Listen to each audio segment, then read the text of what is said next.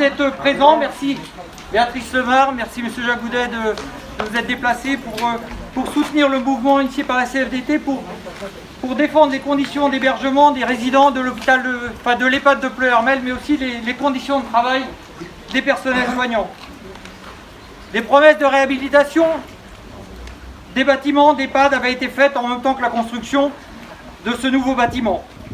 Les promesses n'ont pas été tenues, ont même été arrêtées alors que les plans avaient été présentés en conseil de surveillance. Aujourd'hui, les locaux sont vétustes et indignes d'accueillir des personnes âgées. Les personnels constatent au fil des années une dégradation de leurs conditions de travail et des conditions d'accueil.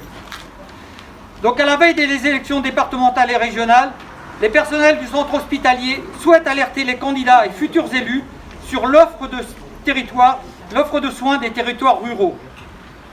Alors que les EHPAD du secteur nord du territoire ont été rénovés ou construits, l'hôpital de Pleuhermel accueille encore 90 résidents, dont beaucoup dans des chambres doubles. Donc aujourd'hui réunis, les personnels réclament la rénovation complète des bâtiments Tournisset Résidence du Val, la révision des marchés pour les prestataires externes, la blanchisserie et la restauration, puisque les services rendus par ce prestataire ne sont pas acceptables. Les personnels réclament des moyens humains pour répondre aux projets d'accompagnement personnalisé des résidents, des mensualités de remplacement pour faire face aux arrêts, le respect des compétences AS, ASH et le respect des trames validées en instance. Ils réclament également une meilleure communication constructive et bienveillante à l'égard de l'ensemble des personnels. Merci à tous. Bravo.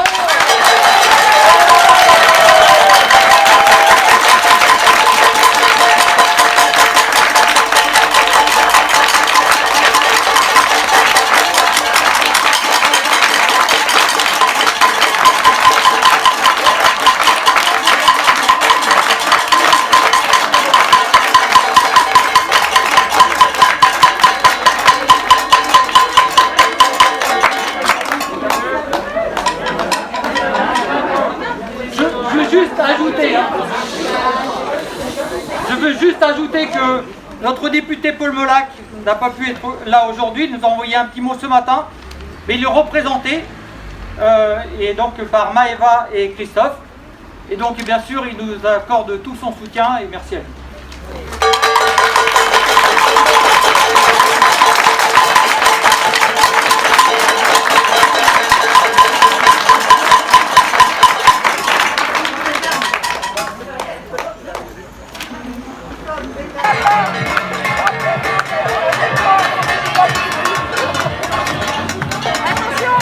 Quel journal vous êtes, monsieur, vous?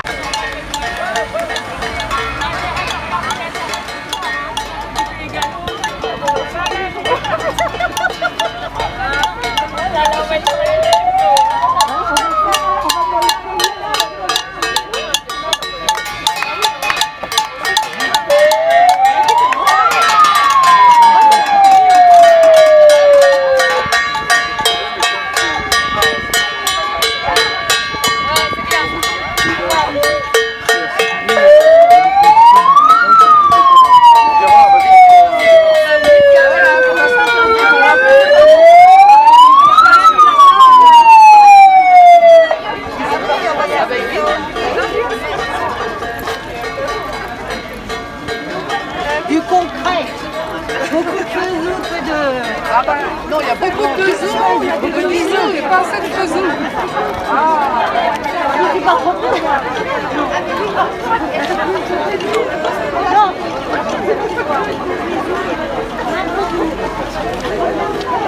C'est la pièce.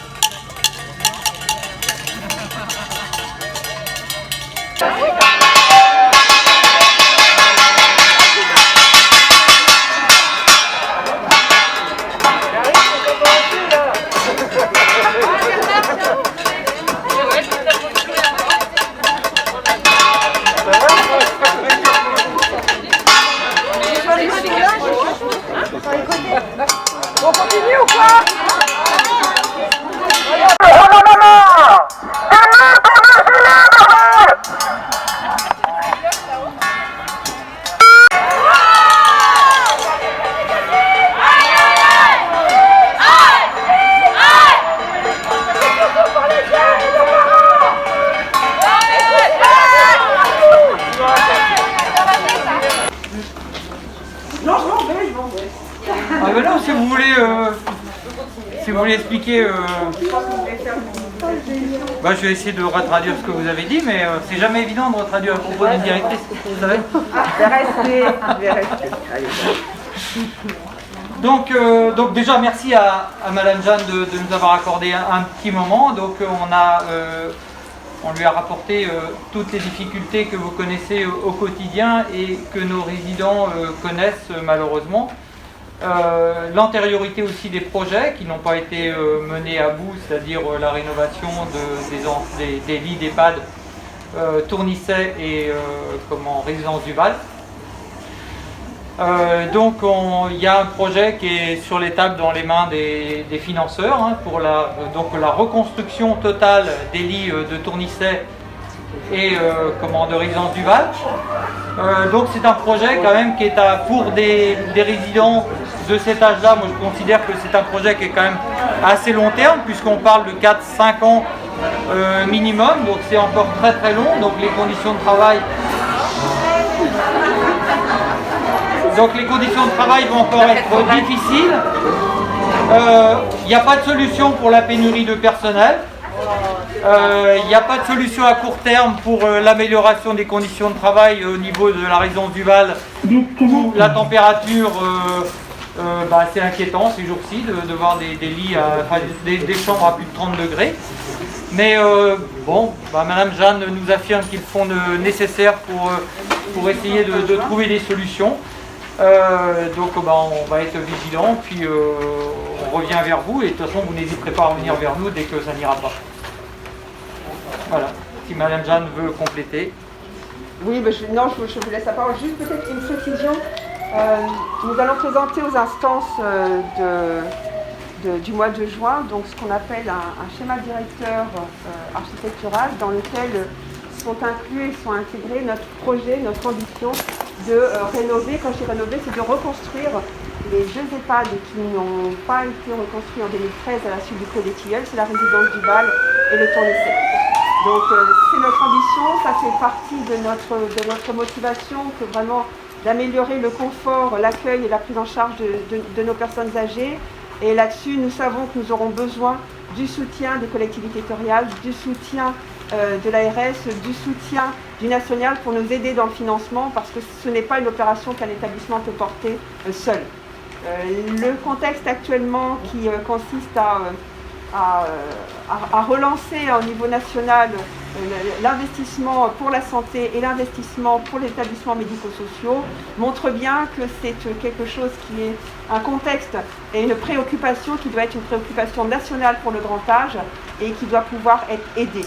Donc nous présentons notre dossier, c'est un dossier pour lequel nous avons de l'ambition et nous souhaitons être accompagnés. Nous rencontrerons nous aussi les élus, les collectivités territoriales, l'ARS pour pouvoir leur présenter notre projet. Mais actuellement, un financement n'est pas encore attribué en ce sens.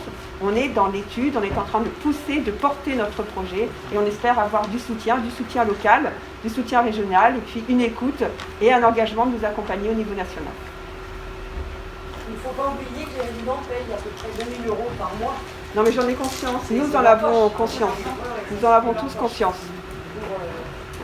Et nous sommes un établissement qui travaillons également avec l'aide sociale. Donc nous avons parfaitement conscience du coût de l'hébergement. Ce qui me fait peur dans votre projet, c'est que c'est un projet à l'échelle EHPAD et hôpital. Et si ça ne passe pas du fait de l'enveloppe tellement énorme, c'est que du coup les EHPAD, on sera à zéro. On repartira à zéro sur un autre projet. On aura perdu 6 ans. Je te rejoins, c'est ce qui s'est passé en 2015 où je vous l'ai dit Madame Jeanne, c'est que le directeur de Vannes, pour ne pas le citer, avait fait le choix d'abandonner les projets EHPAD au profit des projets MCE. Donc on voit bien que les personnes âgées dans notre secteur ne sont pas traitées comme ils le doivent. Nous demandons de la dignité pour nos aînés, c'est pas compliqué. Nous demandons tous de la dignité pour les aînés et autant dans les soins. Et autant dans les soins. Parce qu'on en est loin. Voilà, je vous laisse poursuivre. Et puis on va partager et puis faire remonter vos revendications et puis nos projets. On vous parlait du lin.